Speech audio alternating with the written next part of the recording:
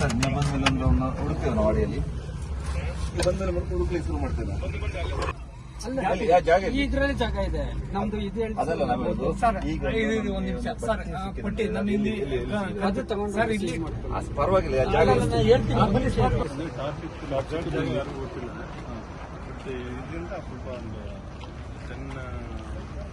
ನಮಸ್ಕಾರ ಈಶ್ವರ್ ಮಲ್ಪೆ ಅವರೇ. ನಮಸ್ಕಾರ ಸರ್. ನಮಸ್ಕಾರ.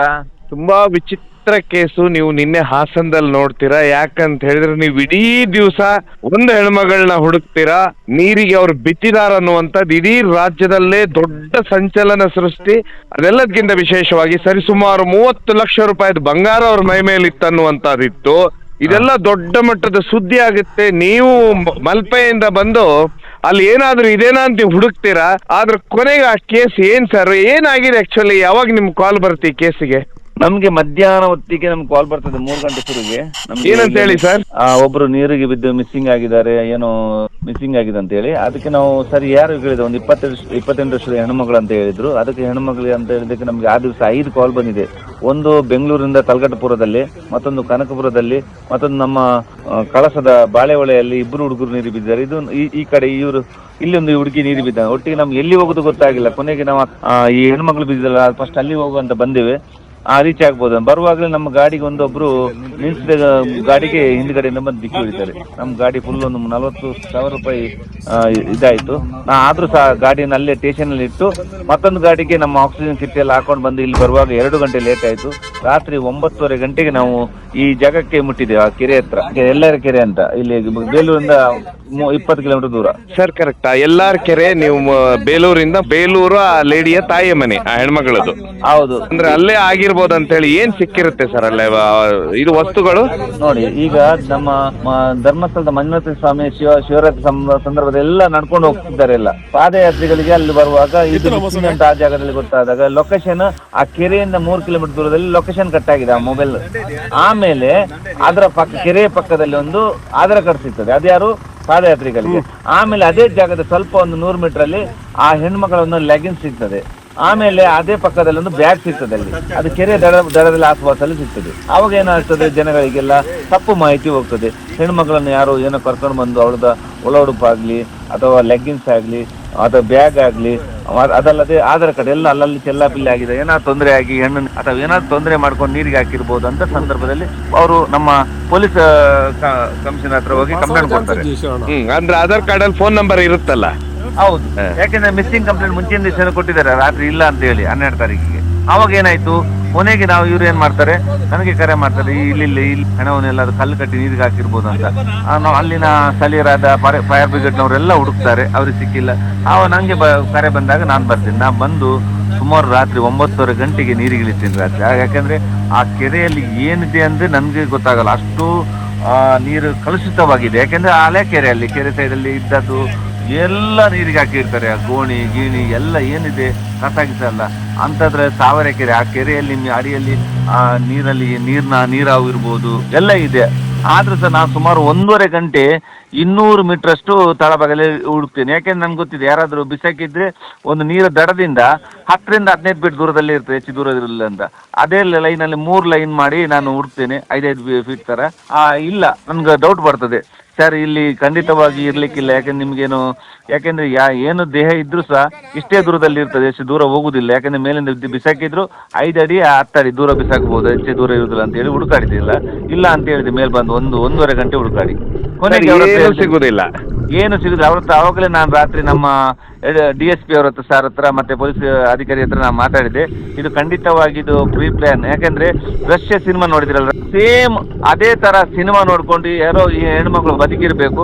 ಖಂಡಿತವಾಗಿಯೂ 100% ಅವಳು ಬದುಕಿದ್ದಾಳೆ, ಇದು ಸಾಯ್ಲಿಕ್ಕೆ ಚಾನ್ಸೇ ಇಲ್ಲ. ದಿಕ್ಕು ತಪ್ಪಿಸ್ಲಿಕ್ಕೋಸ್ಕರ 4 ದಿಕ್ಕಲ್ಲಿ ಇವಳು ಈ ತರ ಮಾಡಿರ್ಬೇಕು, ಇದು ಪ್ರೀ ಪ್ಲಾನ್ ಅಂತ ಹೇಳಿದ್ದೇನೆ ನಿನ್ನೆ.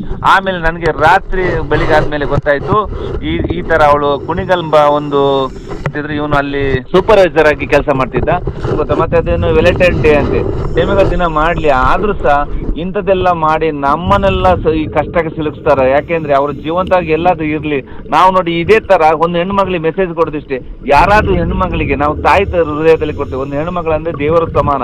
ಆ ಹೆಣ್ಮಗಳಿಗೆ ತೊಂದರೆ ಅಂದ್ರೆ ನಮ್ಮ ಇಡೀ ದೇಶ ಒಟ್ಟಾಗ್ತದೆ. ಅದರಲ್ಲಿ ಸಹ ಒಂದು ಹೆಣ್ಮಗಳಿಗೆ ಏನು ತೊಂದರೆ ಆಗಿದೆ ಅಂತ ಹೇಳಿ ನಾವು ಬಂದು ನಾಳೆ ಇದೇ ಸಮಯದಲ್ಲಿ ಬೇರೆ ಕಡೆಗೆ ಒಂದು ಹೆಣ್ಮಗಳಿಗೆ ಏನಾದರೂ ತೊಂದರೆ ಆದ್ರೆ ಯಾರು ಕಾರಣ ಸರ್? ನಾವೆಲ್ಲ ಮುಂದೆ ಹೋಗ್ಲಿಕ್ಕೆ ಆಗ್ತದೆ ಇದೇ ತರ. ಈ ನಮ್ಗೆ ತುಂಬಾ ಬೇಜಾರಾಗಿದೆ ನಮ್ಗೆ. ಯಾಕಂದ್ರೆ ಹೌದು ಸರ್, ನಿಮ್ಗೆ 5 ಕಡೆ ಹೋಗ್ಬೇಕಾಗಿತ್ತು, ಫೋನ್ ಇತ್ತು, ನೀವು ಇಲ್ಲಿ ಮೊದಲಿಗೆ ಧಾವಿಸ್ತೀರಾ ಸರ್. ಒಂದು ಇದ್ರ ಹಿನ್ನೆಲೆ ಹೇಳ್ಬಿಡ್ತೇನೆ. ಈ ಲೇಡಿ ಏನಂದ್ರೆ 12ನೇ ತಾರೀಕು ಬೇಲೂರು ಅವ್ರ ತಾಯಿ ಮನೆ, ಅಲ್ಲಿ ಒಂದು ಮದುವೆ ಇರುತ್ತೆ, ಮದುವೆ ಹೋಗ್ತಾಳೆ. ಮದುವೆ ಹೋಗಿದೆ, ಹೌದು. ಮದುವೆ ಹೋದ ನಂತರ ಏನಾಗುತ್ತೆ, ಮದುವೆಯಲ್ಲಿ ಅಂತಂದ್ರೆ ನೆಕ್ಸ್ಟ್ ಡೇ ನಾನು ಊರಿಗೆ ಹೋಗ್ತಾ ಇದ್ದೇನೆ ಅಂತ ಹೇಳಿ ಮತ್ತೆ ಮಿಸ್ಸಿಂಗ್ ಆಗ್ಬಿಡ್ತಾಳೆ ಅವಳು. ಮಿಸ್ಸಿಂಗ್ ಆದ ಕೂಡಲೇ ಬೇಲೂರಿನ ಇದರಲ್ಲಿ ಬಸ್ ಸ್ಟ್ಯಾಂಡ್ ಅಲ್ಲಿ CCTV ಅಲ್ಲಿ ಚೆಕ್ ಮಾಡ್ತಾರೆ. ಅಲ್ಲಿ ಇರೋದು ಒಂದೇ CCTV ಇರುತ್ತೆ. ಅಲ್ಲಿ ಏನಾಗುತ್ತೆ ಏನನ್ನೋದು ಗೊತ್ತಾಗೋದಿಲ್ಲ. ಇಷ್ಟ ಪೊಲೀಸರು ಹೇಳ್ತಾರೆ ಹೋಗಿ ನೀವು ಅಲ್ಲಿ ಕುಣಿಗಲ್ಲೇ ಕಂಪ್ಲೇಂಟ್ ಕೊಡಿ ಅಂತ ಹೇಳಿ. ನಂತರ ಇವರು SP ಅವ್ರ ಮೇಲೆ ಒತ್ತಾಯ ತರ್ತಾರೆ. ಯಾರು ಅವರು ಫ್ಯಾಮಿಲಿ ಅವರು. ಅವಳು ಸರಿಸುಮಾರು ಒಂದು 30 ಲಕ್ಷ ರೂಪಾಯಿದು ಗೋಲ್ಡ್ ಹಾಕಿದ್ಲು ದೇಹದ ಮೇಲೆ. ಹೀಗಾಗಿ ಯಾರೋ ಅವಳನ್ನ ಕಿಡ್ನಾಪ್ ಮಾಡಿರ್ಬೋದು, ಇಲ್ಲ ಇನ್ನೇನೋ ಮಾಡಿರ್ಬೋದು ಅಂತೇಳಿ. ಇವಾಗ SP ಅವ್ರ ಕಂಪ್ಲೇಂಟ್ ತಗೊಂಡು ಏನ್ ಮಾಡ್ತಾರೆ ಅಂತ ಹೇಳಿದ್ರೆ, SP ಅವ್ರ ಕಂಪ್ಲೇಂಟ್ ತಗೊಳ್ತಾರೆ. ಕಂಪ್ಲೇಂಟ್ ತಗೊಳ್ಳೋ ಹೊತ್ತಿಗೆ ಈ ಪಾದಯಾತ್ರಿಗಳು ಶಿವರಾತ್ರಿ ಎಲ್ಲ ಹೀಗಾಗಿ ನಡ್ಕೊಂಡು ಹೋಗ್ತಾ ಇರ್ತಾರೆ. ಅವ್ರಿಗೆ ಆಧಾರ್ ಕಾರ್ಡ್ ಸಿಗುತ್ತೆ. ಆಧಾರ್ ಕಾರ್ಡ್ ಯಾವಾಗ ಸಿಗುತ್ತೆ? ಆಧಾರ್ ಕಾರ್ಡ್ ಅಲ್ಲಿ ಫೋನ್ ನಂಬರ್ ಇರುತ್ತೆ. ಫೋನ್ ನಂಬರ್ ತಗೊಂಡು ಫೋನ್ ಮಾಡ್ತಾರೆ. ಮತ್ತೆ ಈ ರೀತಿ ಬಟ್ಟೆ ಎಲ್ಲ ಅಲ್ಲಿ ಸಿಗುತ್ತೆ.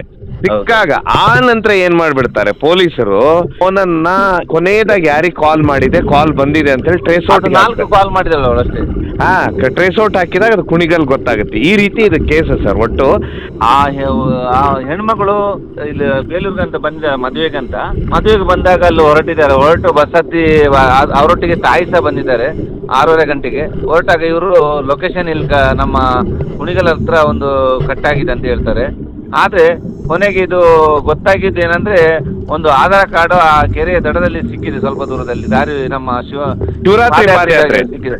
ಆವಾಗ ಗೊತ್ತಾಯ್ತು. ಮೊದಲೇ ಅವಳು ಹೋಗಿ ಮನೆಯವರು ಹೋಗಿ ಬೇಲೂರಲ್ಲಿ ಕಂಪ್ಲೇಂಟ್ ಕೊಡ್ತಾರೆ. ಅವರು ಪೊಲೀಸ್ನವರಿಗೆ ಕೊಡ್ತಾರೆ. ಆದ್ರೆ ಹೇಳ್ತಾರೆ. ಆದ್ರೆ ತುಂಬಾ ಕುಲಂಶಕವಾಗಿ ಪರಿಶೀಲಿಸಿದಾಗ ಅವ್ರಿಗೆ ಸಹ ಒಂದು ಡೌಟ್ ಬರ್ತದೆ, ಇದು ಎಲ್ಲೋ ಮಿಸ್ಸಿಂಗ್ ಆಗಿದೆ ಅಂತ ಹೇಳಿ.